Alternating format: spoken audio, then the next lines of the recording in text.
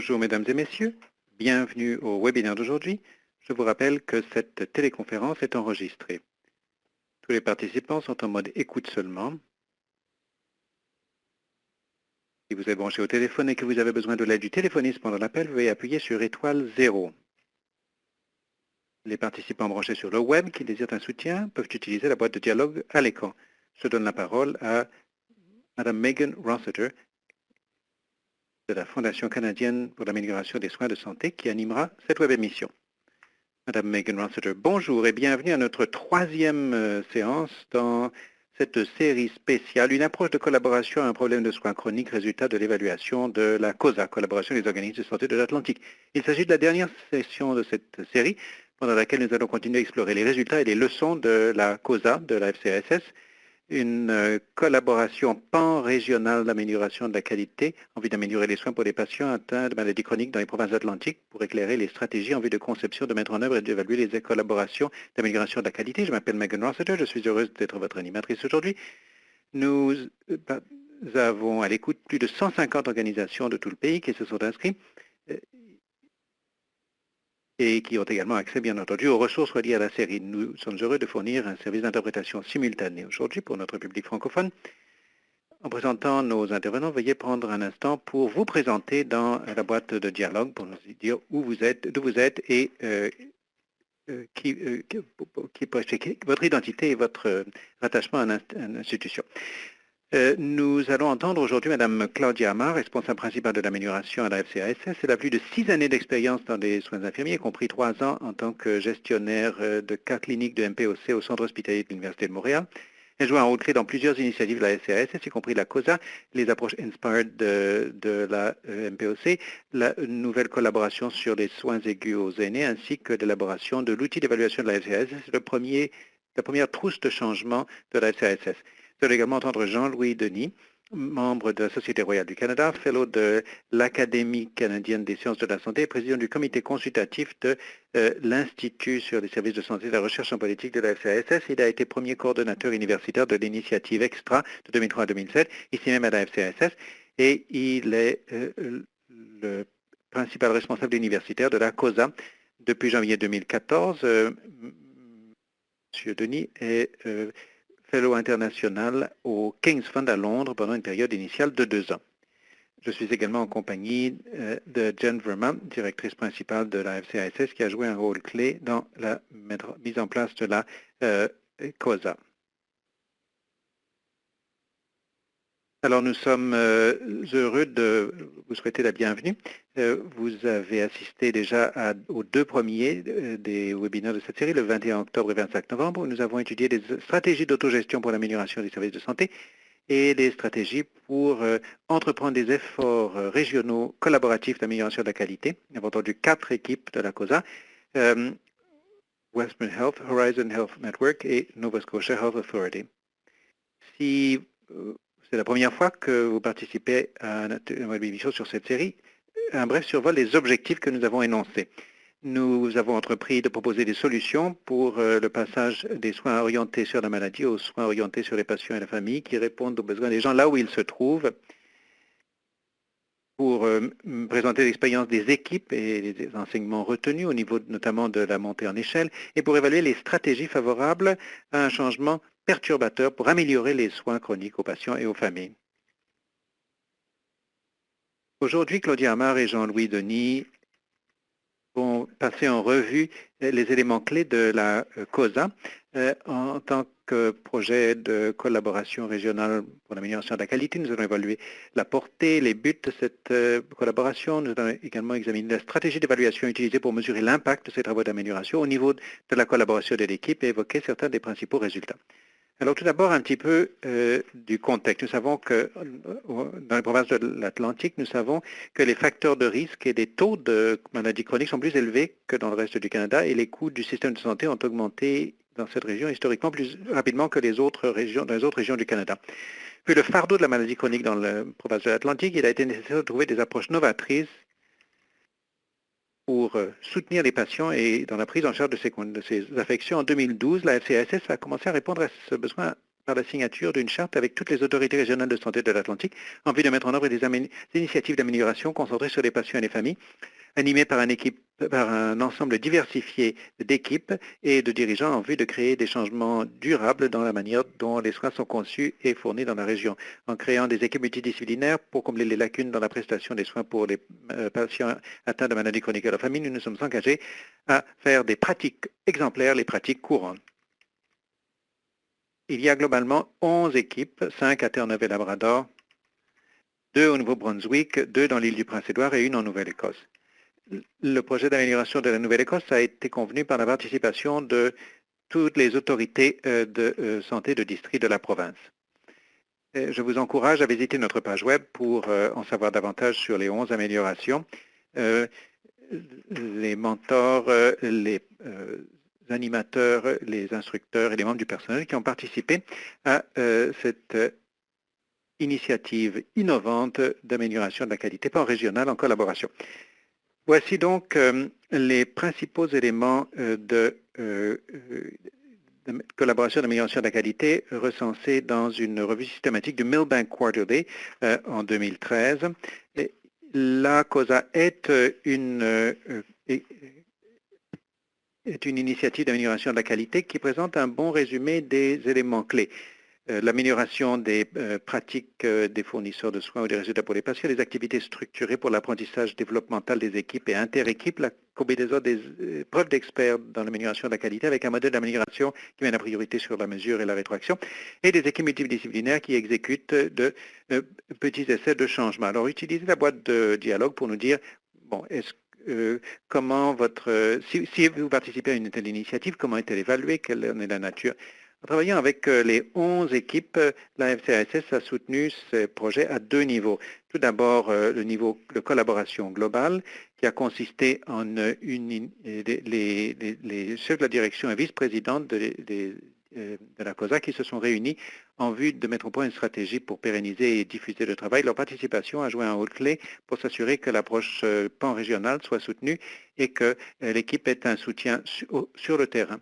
Deuxièmement, la FCASS a soutenu les équipes par divers mécanismes, y compris de nombreux éléments de programmes d'études, par exemple l'accès au webinaire de la FCASS, 4 ateliers en personne, l'appariement avec un coach et un mentor, et tout cela afin de mettre en commun les plans pour diffuser le succès. À ces 2 niveaux, la FCASS a examiné ce que les équipes ont réalisé au niveau de l'amélioration de la qualité, de la prise en charge des maladies chroniques et au niveau de la collaboration.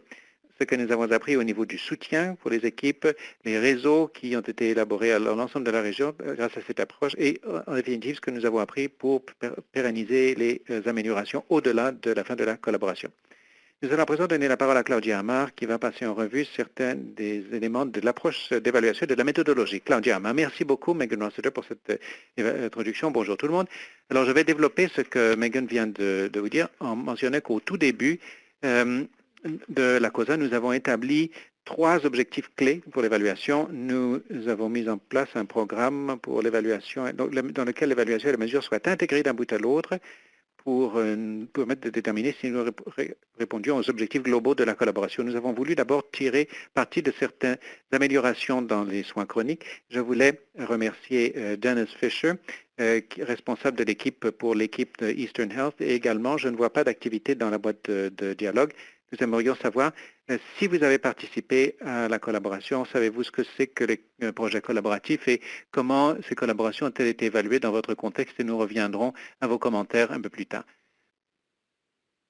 Donc, nous voulons tout d'abord en savoir davantage sur donc, les collaborations en matière de prise en charge des affections. Il y a les leçons qu'on a apprises, qu'on a acquis au niveau local, la mise en œuvre, au niveau de diverses interventions en matière de soins chroniques. Nous voulions également comprendre les obstacles et les stratégies d'atténuation et certaines conséquences au niveau de la pérennisation au plan local, ainsi que toutes conséquences au niveau des politiques. Deuxièmement, nous voulions en savoir davantage sur les processus d'amélioration de la qualité. En utilisant notre modèle d'amélioration et notre approche de la FCASS, nous voulions nous faire une meilleure idée et recueillir des données sur la manière dont les équipes mettent en œuvre l'évaluation, la conception de leurs initiatives et leur préparation, la capacité nécessaire. Troisièmement, nous voulions en apprendre davantage sur les éléments essentiels des projets collaboratifs d'amélioration de la qualité en mettant à l'épreuve l'utilité du volet de collaboration. Certains de ces éléments ont été évoqués par Megan Rossiter, mais il y avait donc l'apprentissage, les modalités d'apprentissage en personne et à distance et le modèle d'apprentissage des adultes. Il y avait bien sûr un réseau étendu de mentors et de formateurs et nous avons tâché de combiner les pratiques basées sur les données probantes dans les soins chroniques ainsi que un programme d'études sur l'amélioration des capacités et des compétences de notre équipe. Il y avait une approche en réseautage interprofessionnel et interrégional. Nous avons également voulu relier la prestation à la sphère des politiques publiques en mobilisant les responsables des politiques dans nos ateliers et en les tenant au courant des progrès dans le cadre de téléconférences régulières. Et bien entendu, nous avons voulu comprendre le rôle global de la FCASS dans l'élaboration et la prestation d'une collaboration, de projets collaboratifs d'amélioration. Alors, au niveau de nos sources de données, notre plan d'évaluation qui fera l'objet d'un article qui paraîtra en janvier, qui est devenu vraiment un modèle pour les travaux d'évaluation futurs dans le cadre de la Fondation, a utilisé donc une méthode mixte et une approche intégrative. Nous avons donc procédé à des recensions de documents. Ces documents incorporaient des éléments comme les rapports d'étape que les équipes étaient invitées à remplir régulièrement pendant la collaboration, les projets d'amélioration qui mettaient en œuvre, mettaient en évidence les mesures clés qui permettaient de voir si l'initiative débouchait sur les résultats voulus. Nous avons pris connaissance des rapports définitifs déposés en septembre 2014, certains des résultats au niveau des processus et des résultats qui avaient été obtenus à ce moment-là, et toutes les leçons clés qui provenaient non seulement de la mise en œuvre ou de la conception d'une intervention, mais encore les leçons tirées de la participation à une collaboration d'amélioration de la qualité. Nous avons également utilisé des enquêtes comme source de données, des enquêtes qui auraient été réalisées, des sondages plutôt qui auraient été réalisés après chaque grande activité en collaboration. Par exemple, nous avons une série de sondages à l'égard des objectifs d'apprentissage des webinaires et des ateliers. Nous avons également distribué un sondage dans notre réseau de formateurs pour comprendre la valeur et l'utilité des participants qui jouaient ce rôle. Et ces éléments nous ont aidés à poursuivre notre amélioration de la qualité en contribuant à améliorer la mise au point et la prestation de nouveaux webinaires et activités de perfectionnement, ainsi que le niveau de développement des connaissances par rapport à certains objectifs clés d'apprentissage. Donc les équipes ont acquis des savoirs et capacités dans le cadre du programme d'études et des activités que nous avons mises en œuvre dans le cadre de l'initiative. Nous avons également utilisé une analyse des réseaux sociaux. Je ne sais pas si vous connaissez cette méthode ou si vous l'avez utilisée dans vos initiatives. Nous avons utilisé une méthode pour nous aider à visualiser la croissance du réseau et pour déterminer si ce réseau peut être pérennisé à la fin de la collaboration. Donc, l'analyse des réseaux sociaux est une méthode utilisée pour comprendre comment les unités individuelles ou organisations sont reliées les uns aux autres dans des motifs complexes de relations. Alors, dans le cadre de notre évaluation sommative, nous avons également réalisé des entrevues semi-structurées avec des informateurs clés ainsi que des groupes de discussion avec plus de 20 participants, surtout des responsables d'équipe et des membres d'équipe, ainsi que des formateurs, des mentors, des PDG de notre collaboration, et tout cela afin de décortiquer certaines des leçons, des résultats en matière d'initiatives d'amélioration. Donc cela nous a vraiment aidé à combler des lacunes au niveau de l'information que nous aurions eues que nous aurions trouvé dans les documents antérieurs. Alors, donc, avons-nous appris au niveau de la capacité de l'équipe à évaluer, à mettre en œuvre ces initiatives? Bon, les 11 équipes au cours de la collaboration ont progressé jusqu'à des stades très différents au niveau de l'équipe de l'amélioration. Ce que vous voyez sur cette diapositive montre donc le temps 1, au moment où nous aurions donc réalisé la première évaluation de la collaboration. Donc, vous voyez sur cette diapositive, c'est assez dense, mais essentiellement, les 11 équipes ont pu évaluer les problèmes sous-jacents, donc comprendre la complexité de l'initiative ou plus du problème qu'ils essayaient de gérer, réaliser un énoncé des problèmes, comprendre les besoins de la population en vue de concevoir l'initiative. Et 7 de nos équipes ont pu parvenir à la phase de conception et mettre au point des solutions novatrices qui répondraient aux besoins de leur population. Il convient de noter que 2 des équipes en matière de santé mentale ont choisi de quitter le projet collaboratif pour une raison ou une autre s'il y a adhéré ultérieurement. Il y avait également 4 équipes à ce stade qui ont atteint les phases de mise en œuvre du modèle d'amélioration. Depuis lors, donc le T2 signale que 2 équipes supplémentaires ont pu atteindre la mise en œuvre et l'évaluation. Et bien entendu, nous considérons cela comme étant un élément normal de la progression dans l'amélioration. Nous savons que le changement réel prend un temps dédié, un engagement. C'était une conclusion de notre évaluation et nous savons que bon nombre des équipes que nous n'avons pas évoquées dans les 2 webinaires précédents poursuivent leurs efforts d'amélioration. Et nous en sommes très satisfaits. Alors donc, les 11 équipes ont focalisé sur des patients présentant diverses affections, MPOC, diabète, santé mentale, ainsi que des problèmes de multimorbidité. Dans certains cas, dans des milieux de soins aigus, dans d'autres cas, dans la communauté. D'après les 2 webinaires différents, nous avons décrit les améliorations des soins chroniques obtenues par les 4 équipes qui sont parvenues à la mise en œuvre et à l'évaluation de leurs initiatives. Alors, je ne vais pas entrer dans les détails au sujet de ces équipes ici même, mais je vous encourage, si cela vous intéresse d'en apprendre davantage, je vous encourage à accéder à nos enregistrements sur demande qui sont disponibles sur notre site web. Et nous allons également, nous mettons au point, nous allons diffuser des énoncés d'impact de ces initiatives sur notre site web au début 2017. Début 2016 plutôt. Alors donc le but de cet appel aujourd'hui, je vais montrer un autre exemple d'un cas où il a été possible de parvenir à l'amélioration et à l'évaluation. Il s'agit de Central Health dans Terre-Neuve et Labrador. Vous voyez donc un petit carré avec des informations sur la droite de la diapositive. Je vais développer cela.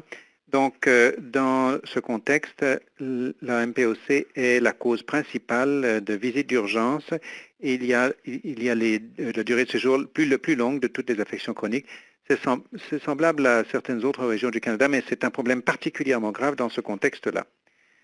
Alors donc, on a commencé à aborder ce problème en donnant aux familles et aux patients de meilleurs outils d'autogestion pour optimiser leur santé et pour réduire les contraintes que fait régner la MPOC sur le système de soins de santé. Donc, Central Health a établi des objectifs à court terme en vue de centraliser et d'améliorer la qualité des soins de la MPOC et d'améliorer la confiance des patients dans leur capacité à gérer leur état.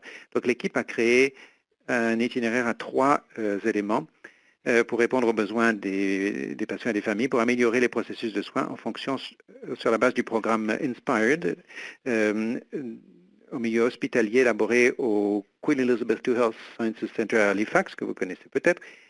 Et ces approches adoptées par Central Health comportaient un ensemble d'ordonnances centralisées pour les patients, la refonte d'un centre actuel de soins d'asthme en un centre ambulatoire et l'élaboration d'un programme pour les patients atteints de MPOC au stade avancé. Donc, lorsque ces cartes de soins ont été créées, il s'agissait d'avoir des prescriptions centralisées, un itinéraire pour la première ligne au plan clinique. Et pour mettre cela en œuvre, il a été également fourni une formation sur le programme, les éléments qui étaient mis au point, en vue d'améliorer l'adoption de ces ordonnances et la coordination au sein des équipes. On a refondu la clinique d'asthme à Gander, l'hôpital Memorial de Gander. C'était une clinique existante qui était sous-utilisée et qui a été convertie en centre de soins ambulatoire respiratoire adulte qui utilise un itinéraire sur 9 mois qui combine une gestion médicale sur place à un soin médical pour les personnes atteintes de MPOC léger à modéré. C'est des personnes qui sont assez mobiles pour se rendre à la clinique et plus de 150 patients ont été accueillis depuis l'ouverture en septembre 2014. On mesure actuellement la mise en œuvre, l'accès, l'efficacité et la pérennité du centre. Depuis la collaboration, depuis la COSA, ils ont également participé à la collaborative Approach Inspire de la MPOC. Il s'agit d'un projet collaboratif de 12 mois qui a commencé en décembre 2014 Et il a été ainsi possible de poursuivre les efforts d'amélioration. Et depuis la première inscription dans le programme au mois de janvier 2015, plus de 21 patients ont été inscrits, ce qui est un progrès énorme. Bon, je vais sauter la diapositive suivante, comme je l'ai mentionné, puisque les ressources sont disponibles dans nos enregistrements de webinaires sur notre site web. Et je vais passer directement à la diapositive suivante pour parler de notre analyse du réseau social que j'ai évoqué. Alors donc, nous avons voulu créer un réseau diversifié de leaders en matière de soins des maladies chroniques. On montre que les personnes qui recoupent des frontières dans leur travail peuvent se trouver à la pointe de l'adoption de nouvelles idées, créant des idées dans lesquelles, des systèmes dans lesquels les personnes de diverses provinces peuvent être en contact, potentiellement échanger des informations dans le cadre d'une collaboration afin que les soins fournis aux patients soient améliorés. Donc ces études suggèrent que la structure du réseau affecte le rendement. Pour entreprendre l'analyse du réseau social, une enquête a été administrée à 3 niveaux, au premier, deuxième et troisième atelier en face à face, séparés par environ 6 mois. Donc 3 réseaux ont été mesurés, la connaissance, le savoir et la collaboration. Le partage et la collaboration plutôt. Savoir, la connaissance, ça veut dire je connais Megan Rossiter. Partager, j'ai partagé des informations avec Megan Rossiter. La collaboration, cela veut dire que nous collaborons sur une initiative reliée à un projet. Et nous avons fait appel à Tom Valente, qui est un gourou des réseaux et la santé publique à UCLA. Il a joué un rôle clé à nos côtés. Donc, cet élément visuel reflète les résultats d'une enquête menée au point 1 pour tous les participants, y compris les chefs de la direction. C'était basé sur les questions pour savoir qui les personnes connaissent, avec qui elles participent, avec qui elles collaborent. Alors donc, nous avons constaté que cette collaboration donnait aux participants la possibilité d'établir des réseaux non seulement au niveau local, mais au niveau provincial. Donc, d'après les données de base, les augmentations sont visibles sur le long de tous les types de connexions au niveau de la connaissance, du partage et de la collaboration. La densité du réseau, c'est-à-dire dans quelle mesure les gens sont reliés, a au moins doublé. Je vais demander à Megan de revenir à la diapositive pré-post-collab pour qu'on puisse voir la différence en matière de densité. Donc la densité est beaucoup plus élevée au niveau des liens que l'on constate. Donc par exemple, à la base, 33% des liens possibles au niveau de l'île du Prince-Édouard. Les participants de l'île du Prince-Édouard existaient déjà et cette proportion est passée à 100% au suivi. Les participants de Terre-Neuve ont constaté qu'ils n'avaient aucun lien avec les participants de l'île du Prince-Édouard à la base, et cela a augmenté, au départ, cela a augmenté environ 13% au niveau du suivi. Ce sont là quelques exemples seulement. Donc, il y a eu 132 nouvelles connexions élaborées à partir de la base du départ jusqu'au suivi, mais proportionnellement, le réseau de partage a cru encore plus que le réseau de connaissances, avec 3 fois plus de connexions. Beaucoup de gens partageaient de l'information au niveau de la gestion des maladies chroniques et de l'amélioration de la qualité, ce qui n'est pas inhabituel. Il est important de noter, et ça c'est une leçon pour la Fondation, au niveau de la FCASS, nous favorisons les liens les plus serrés au début. Les équipes sont devenues de plus en plus liées les unes aux autres, ainsi qu'à l'expertise des instructeurs et des mentors. Donc, à l'heure actuelle, nous administrons une dernière enquête. J'ai jeté un coup d'œil aux résultats aujourd'hui. Il semble prometteur. Cela semble indiquer que le réseau continue de se développer, ce qui est très bien. Et nous allons également publier des données sur les résultats dans un article qui paraîtra en début d'année. Alors, sur cette note, je vais donner la parole à Jean-Louis Denis qui va nous faire part de résultats d'évaluation au niveau des programmes et au niveau de la collaboration. À vous, Jean-Louis. Jean-Louis Denis, merci beaucoup.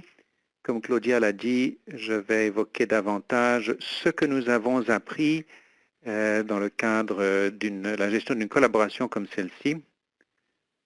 Pour un titre d'introduction, lorsque nous envisageons l'amélioration de la qualité en collaboration, il y a des stratégies très spécifiques en vue de transformer et d'améliorer les systèmes de santé. C'est très différent de la mise en œuvre de grandes réformes. Ça marche en supposant qu'il y a des capacités latentes dans le système que nous pouvons exploiter pour obtenir des améliorations et qu'il y a des possibilités de développer de nouvelles capacités. Si nous mettons en place les processus voulus, donc à titre d'introduction générale. Je voudrais évoquer d'abord ce que nous avons appris à l'égard des éléments qui sont susceptibles d'être plus utiles dans cette expérience et des compétences que nous allons acquérir au fur et à mesure.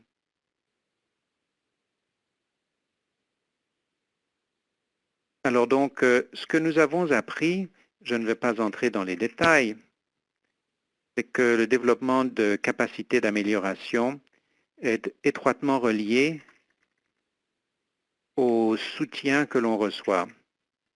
Alors donc, l'un des éléments clés dans l'amélioration de la qualité en collaboration est de déterminer si l'on soutient, quel genre de soutien on reçoit.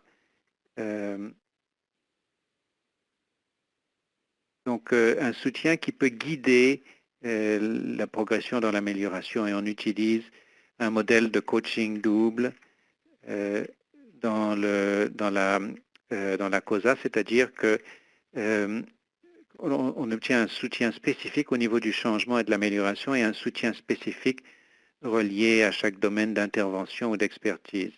Et nous avons également, dans la plupart des cas, disons, un soutien basé sur l'évaluation des besoins parce que chacun peut travailler sur des maladies différentes, mais les défis sont communs. Donc, nous avons organisé donc l'utilisation d'expertise tirée donc d'experts, de leaders dans le domaine pour aider chacun à affiner la stratégie d'amélioration. Et l'un des résultats de ce travail est reflété dans l'analyse des réseaux sociaux, c'est que les équipes sont en mesure d'établir des liens. Il y a des défis semblables dans les progressions, dans l'amélioration. Ce qui est peut-être aussi important, c'est la plateforme que nous avons élaborée. Bon,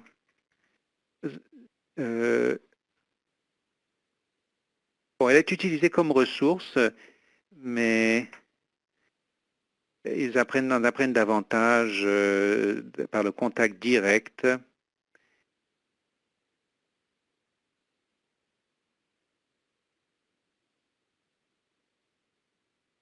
Donc, on acquiert des compétences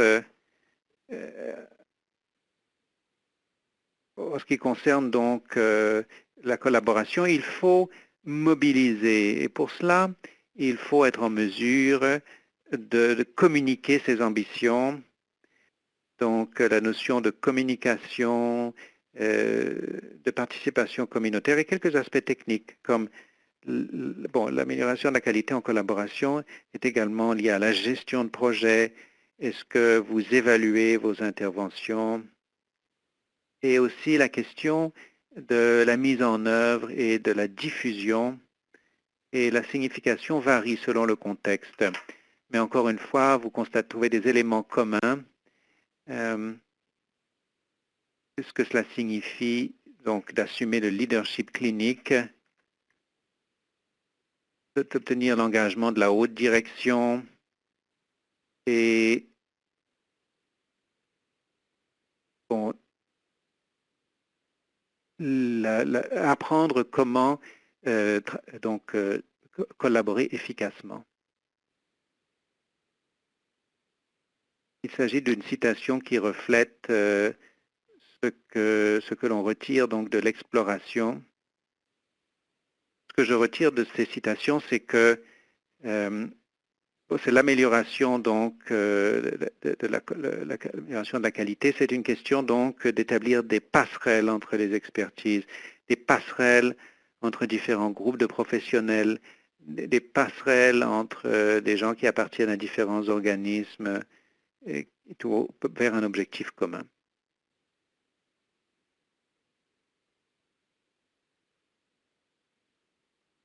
Alors donc Claudia y a fait allusion. Si on étudie ça au niveau plus global, ce que nous apprenons au niveau de ces 4 visages classiques donc de l'amélioration de la qualité, et quels sont les facteurs clés pour parvenir à chacune des étapes. En ce qui concerne l'évaluation, c'est vraiment une question de mobilisation des parties prenantes. Nous le savons dans la gestion du changement, c'est qu'il faut obtenir l'aval des acteurs clés, des collaborateurs clés, dès que possible dans le processus. Et également, comme vous le savez, bon, c'est un domaine qui est sous pression et tout à coup, vous vous engagez dans une nouvelle expérience comme la collaboration et vous devez prévoir le temps voulu. Il faut également comprendre où on doit aller hein, comme ça. Et cela s'inscrit dans la motivation. Ce type de problème que l'on veut résoudre, le but de l'intervention, tout cela doit être développé tôt dans le processus pour tâcher d'obtenir l'engagement des diverses parties prenantes. Et bon, il faut aller au-delà donc de la définition des objectifs et du problème que l'on veut aborder. Il faut mettre au point une intervention efficace. Il y a 2 éléments clés. Et est-ce que vous travaillez en équipe dans la préparation de cette intervention? Et puisque vous utilisez des données probantes, il y a tout d'abord les données scientifiques pour savoir ce qui marche, la connaissance et l'expérience du contexte pour répondre à la question « Qu'est-ce qui va marcher dans mon contexte ?» pour répondre à tel ou tel problème spécifique. Et cela varie, bien sûr, d'une équipe à l'autre. Et ensuite, donc, la capacité de collaborer ne suffit pas. L'essentiel, c'est de la mise en œuvre. Et nous avons trouvé des facteurs donc, relatifs aux divers éléments. Par exemple, les équipes ont besoin d'abord d'obtenir un engagement au niveau de leur organisation. Et ça, nous le savons, c'est que le soutien de la haute direction est essentiel, puisque cela transmet un signal fort sur l'importance de la collaboration pour l'amélioration de la qualité. Il s'agit également de relier la collaboration avec les orientations stratégiques clés de l'organisation. Donc l'un des messages, si c'est trop périphérique, si c'est trop parallèle, les équipes éprouveront des difficultés à obtenir un soutien et obtenir les ressources dont elles ont besoin lorsqu'elles doivent relever des défis ou qu'elles doivent qu'elles ont besoin de ressources pour leur développement.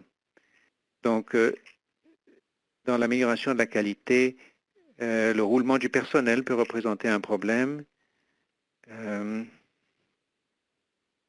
Pour l'amélioration collaborative est impulsée par des personnes qui travaillent de manière plus collaborative. Si vous changez les personnes, bon, il faut reprendre le travail de collaboration.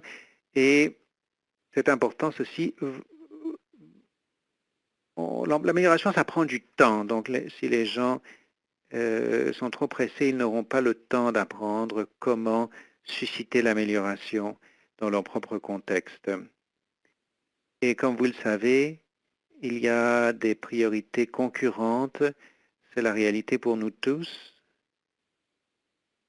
Et ce n'est pas seulement une question de ressources genre financiers, mais c'est aussi la question de savoir, bon, est-ce que l'on a le temps d'apporter une attention suffisante à l'amélioration en collaboration?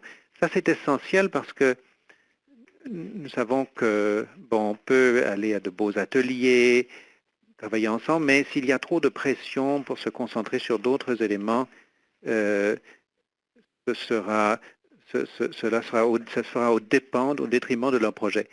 Une bonne stratégie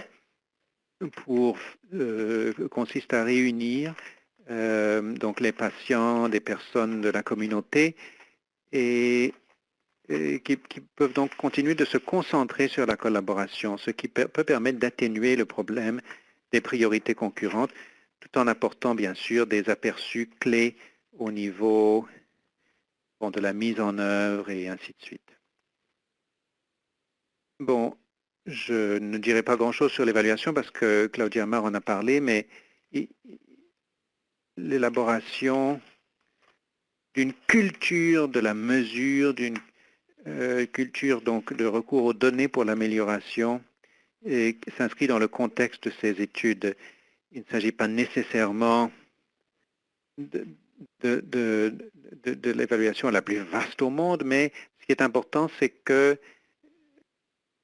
l'évaluation soit effectuée, les données soient recueillies en collaboration avec des ressources externes, qui permettra donc de tirer les leçons de l'expérience et donc déboucher sur une amélioration. Alors, j'ai évoqué l'essentiel des facteurs sur la droite. Collaboration, cela veut dire qu'il faut une équipe qui travaille bien ensemble. Certains organismes ont plus d'avantages dans ce domaine que d'autres. Il y a un des défis, c'est le genre de ressources dont on peut avoir besoin au fil du temps. Plus on peut travailler avec les ressources existantes, plus il est facile pour l'organisme ce jour-ci. Avoir le soutien d'une fondation comme la FESS, ça permet donc d'obtenir des ressources externes à des moments clés du processus d'amélioration. Donc ça c'est... Alors je m'arrête là pour ce diapo. Qu'avons-nous appris au sujet de l'exécution d'un projet collaboratif? Bon, l'importance donc d'avoir un mandat de la haute direction. Et un des grands moments dans cette initiative, c'est justement l'adoption de la charte à laquelle Megan a fait allusion, les provinces qui s'engagent à tirer le meilleur de ces projets, et puis avec une répercussion en cascade sur le mandat dans le système. On a évoqué le soutien de la haute direction, c'est très très important. Et puis l'élaboration des capacités, l'expertise, les ressources qui sont fournies dans le contexte du projet collaboratif avec la FCASS, ça c'est très important. Dans la plupart des cas, les organismes ont beaucoup de capacités, mais pas nécessairement certaines ressources clés dont elle a besoin en cours de route. Par exemple, nous avions eu dans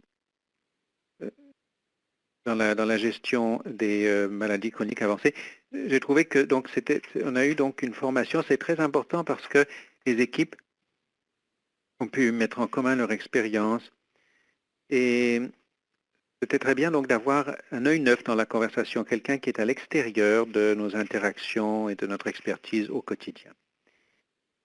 Les principaux facteurs contraignants, et ceci est étroitement relié avec la question de la pérennisation. En général, bon, il faut, pour lancer une telle équipe, tout le monde est enthousiaste dans une telle collaboration. Et ce qui se produit par la suite, c'est que après un certain temps, ces efforts se diluent Donc, il est important de travailler, de maintenir donc un réseau donc entre équipes. Donc, leur responsabilité, donc les personnes au niveau donc des responsables de politique dans leur province, et ce qu'ils doivent faire pour pérenniser ce momentum d'amélioration dans leur province et dans l'Atlantique. Alors donc, on parle beaucoup des priorités concurrentes. Alors donc, ce qu'on apprend au niveau de la diffusion et de la montée en échelle, de la pérennisation plutôt, de mon côté, c'est le message principal. Changer la façon dont on travaille dans les soins, prendre au sérieux la question de l'amélioration continue. Ça prend du temps et les responsables politiques, les hauts dirigeants doivent être patients. Ce n'est pas facile de parvenir, de réaliser ce genre de projet. Il est très, très important, donc c'est un problème qui est important et on ne peut pas susciter un changement en profondeur dans une société. Donc, il s'agit de comprendre des capacités progressivement améliorées. Ça prend du temps. Et il faut être patient.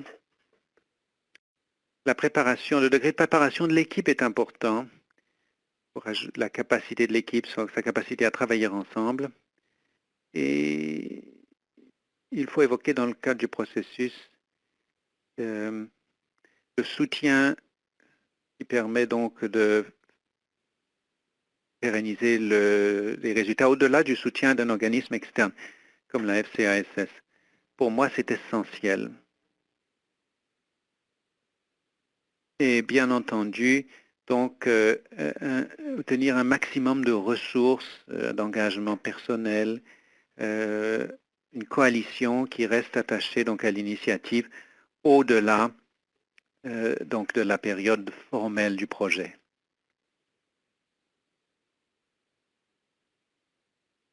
Bon, comme dans toute initiative portant sur le changement et l'amélioration, il y a un arbitrage.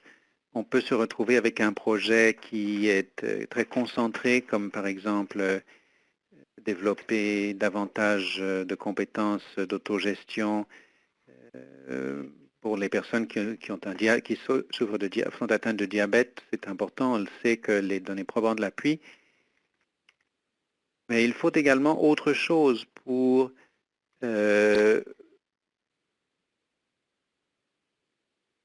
voir donc comment un système se concentre sur des priorités clés. Mais en même temps, si la cible d'une équipe est trop ambitieuse, elle éprouvera des difficultés à parvenir à quelque chose de satisfaisant. Donc, il faut toujours avoir un équilibre et encore une fois, concentrer donc, la formation notamment sur cela. Bon, mon temps est écoulé.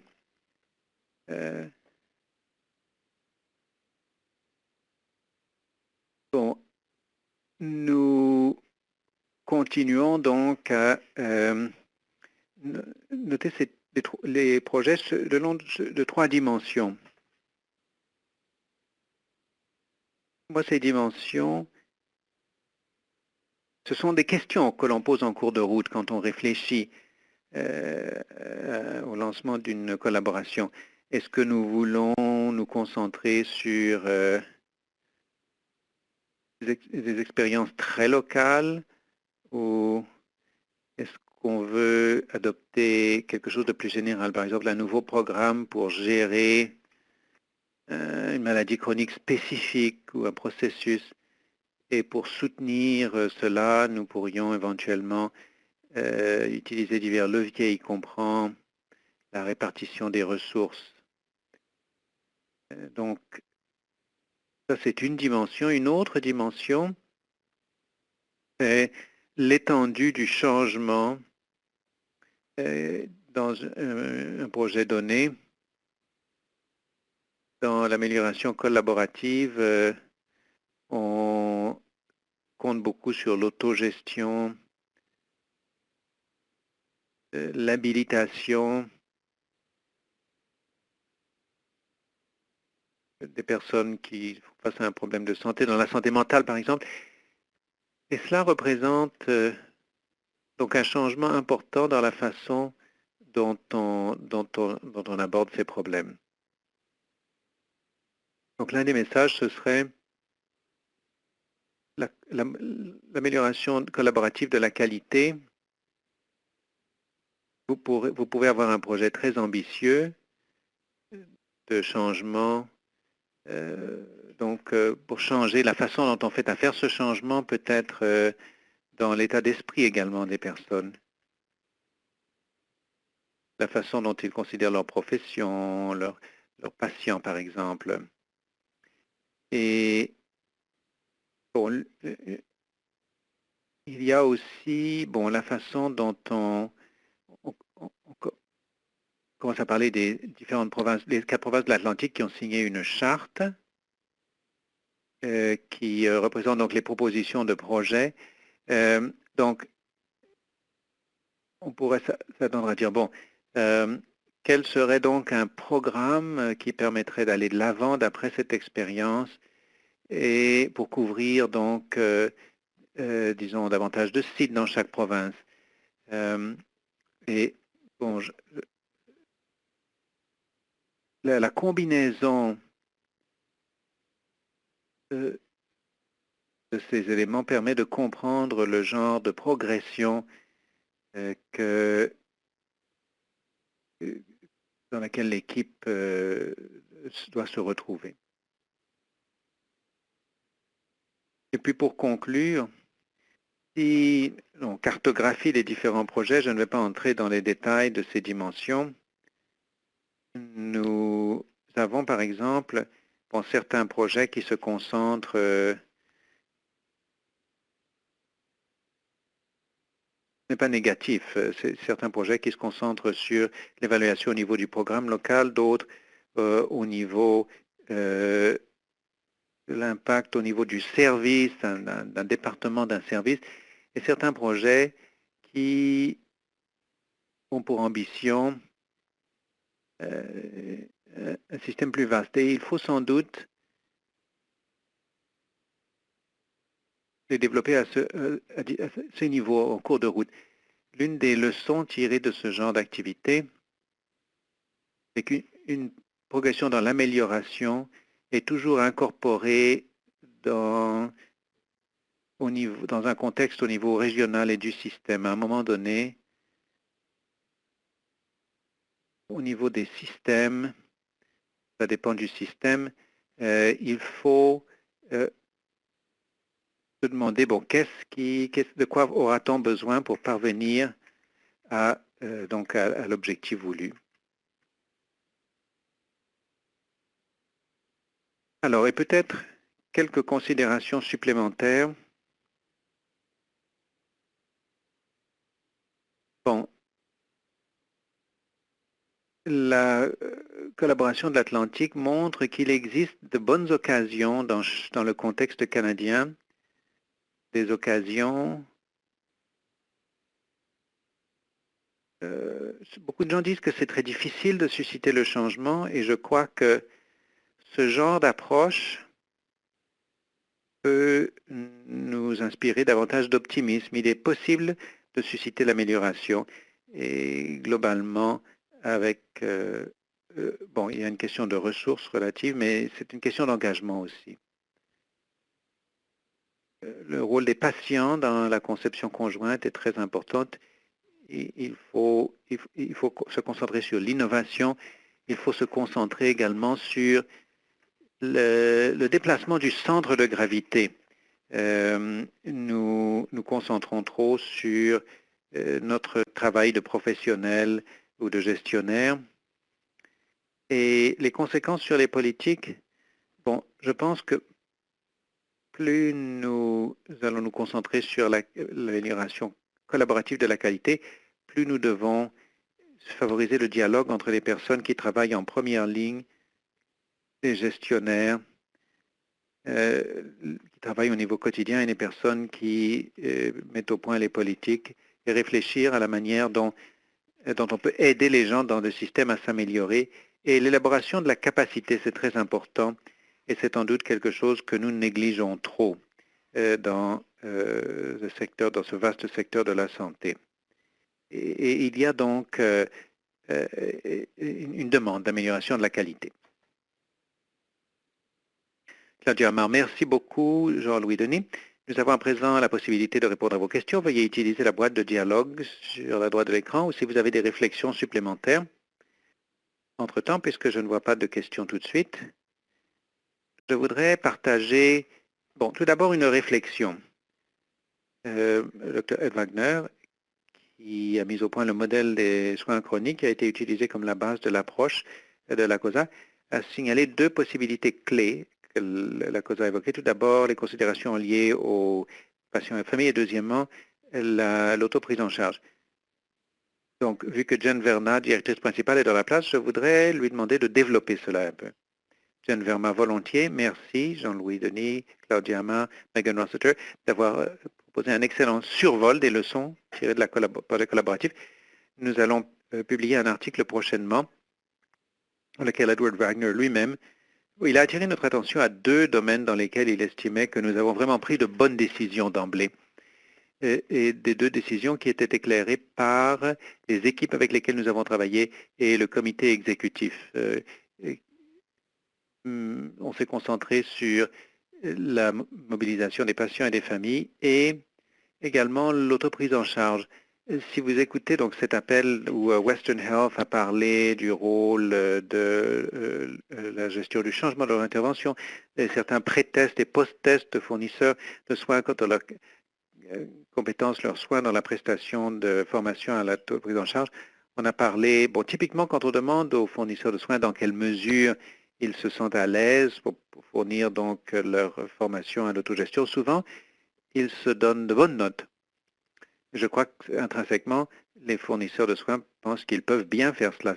Or, c'est intéressant de constater encore et encore qu'avec une formation renforcée, on se sensibilise à des domaines qui ont besoin justement d'amélioration. Dans le cas de Western Health, lorsqu'après la formation, ils ont demandé une nouvelle fois aux fournisseurs de soins quelles étaient leurs capacités de soins, ils se sont donné des notes moins favorables. Alors, ce que voulait dire Ed Wagner, c'est que quand on étudie le modèle de soins critiques avec tous ces éléments, on a tendance à sous-estimer la mesure dans laquelle le perfectionnement continu est nécessaire en matière d'autoprise en charge, surtout lorsqu'on en apprend plus sur les maladies chroniques. Et voilà, l'équipe de Nova Scotia Health Authority qui a évoqué le fait, les gens qui vivent avec 2, 3 affections chroniques, ça c'est nouveau. Donc il s'agit de tester les limites, la compréhension, la manière de fournir une autoprise en charge. Ce que l'on lit dans les articles, le président actuel du comité, Richard Wedge, comité exécutif, ainsi que le ministre de la Santé de l'Île-du-Prince-Édouard, le ministre Chuck Curry, ont pris la parole. Ils nous ont dit, de façon constructive, ces projets collaboratifs doivent vraiment faire participer les patients et les familles de façon plus délibérée en tant que partenaire. Jean-Louis Denis en a parlé un peu. Donc, Ed Wagner a dit, ça, vous avez bien compris ça, mais ce qu'on a entendu dire après, c'est que il faut que ça soit non pas optionnel, mais beaucoup plus, que ça fasse partie de la conception de la collaboration dès le début. Et nous avons répondu à cette préoccupation. Ed Wagner, ainsi que Pedro Delgado, qui est un responsable d'amélioration à l'Institute of Healthcare Improvement, est d'accord avec cela, qui participe à ce numéro.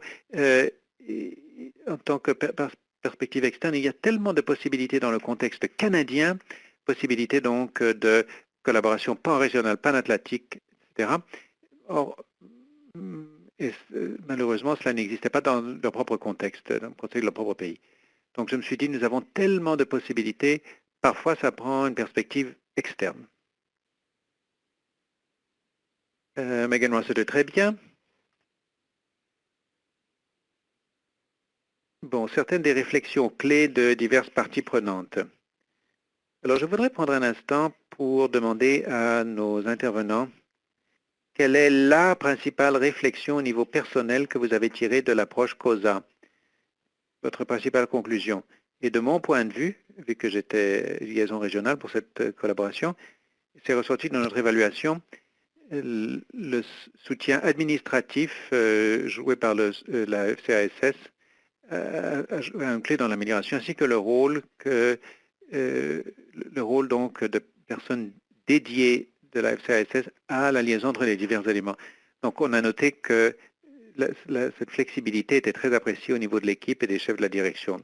Alors Jean-Louis, pourriez-vous nous dire quelle était la réflexion que vous avez tirée de cette approche? Jean-Louis Denis. Eh bien, je crois que c'est possible avec une approche structurelle. Il est possible de générer ce genre d'initiative et de voir beaucoup d'engagement des gens dans ce genre d'équipe. Les gens travaillent fort dans le système de santé et on arrive avec une nouvelle initiative, avec la conception de laquelle ils peuvent participer, dont ils peuvent tirer un sens, et à partir de là, on génère de nouvelles capacités d'amélioration. Moi, je vois ce genre d'expérience. Plus je vois ce genre d'expérience ici et dans d'autres pays, plus je pense que nous n'exploitons pas cela suffisamment. Cela révèle également l'importance du niveau des politiques. Comment donc, au niveau des ministères de la Santé, comment est-ce qu'on peut aider, favoriser ce genre d'initiative au sein du système? Pour moi, c'est une leçon clé que je tire de cela. Merci Jean-Louis. Claudia Amar, votre principale réflexion. Claudia Amar.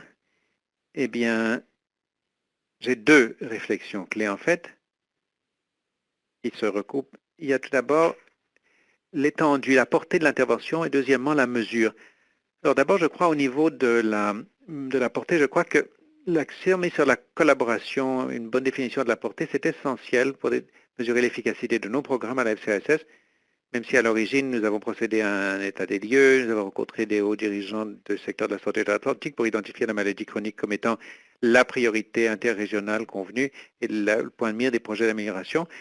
L'évaluation a révélé que certains des membres de l'équipe considéraient que cette concentration sur la prévention et la gestion des maladies chroniques ont estimé que c'était un facteur de limitation. Et nous l'avons constaté au niveau de la FCASS lorsqu'il s'est agi de fournir le programme d'études à plusieurs équipes qui ne progressaient pas nécessairement au même rythme, de la même façon. Donc je crois que quand on concevra des projets collaboratifs futurs, nous voulons diffuser les pratiques axées sur tel ou tel problème, comme la MPOC que j'ai évoqué tout à l'heure, ou bien une autre collaboration que nous avons étudiée, la réduction de l'emploi de médicaments antipsychotiques dans les établissements de soins de longue durée. Donc, nous avons également appris à resserrer l'orientation de notre approche de mesure. Et cela parce qu'une autre leçon de l'évaluation, c'est que dans les diverses organisations, nous remarquons que les ressources et la capacité d'évaluation de mesure varient beaucoup. Donc, reconnaissance et capacité dès le début de l'initiative, s'assurant que les ressources sont disponibles pour la gamme d'évaluation, de besoins d'évaluation, de mesures de formation des équipes, ça c'est très important. Cela nous a aidé à nous assurer que les équipes possèdent les compétences adéquates dès le début pour procéder à ces mesures, ces fonctions d'évaluation au sein de l'amélioration. Megan Rossiter, très bien. Bon, nous approchons de la fin de notre émission. Cette web émission sera disponible sur demande, ainsi que les deux webinaires précédents de la série. Vous pouvez voir notre liste complète de ressources en suivant le lien. Nous allons vous fournir un accès par courriel à ces enregistrements et ressources disponibles, y compris les séances sur les communications de la COSA et la séance sur les conclusions d'évaluation. Nous allons publier des livrables clés dans la nouvelle année, y compris l'article Impact Stories pour plusieurs équipes COSA, ainsi qu'une publication spéciale de Longwood Healthcare Papers qui seront mises à votre disposition sur notre site web. Alors, avant de raccrocher, je vous demanderai de prendre un instant pour répondre à notre sondage rapide, que nous apprécierions beaucoup. Je vous remercie nos intervenants d'aujourd'hui et vous tous d'avoir assisté à cette séance. Votre participation à la discussion d'aujourd'hui, la séance est conclue. La téléphoniste. Mesdames et messieurs, votre téléconférence est terminée. Nous vous remercions pour votre participation. Vous pouvez à présent raccrocher.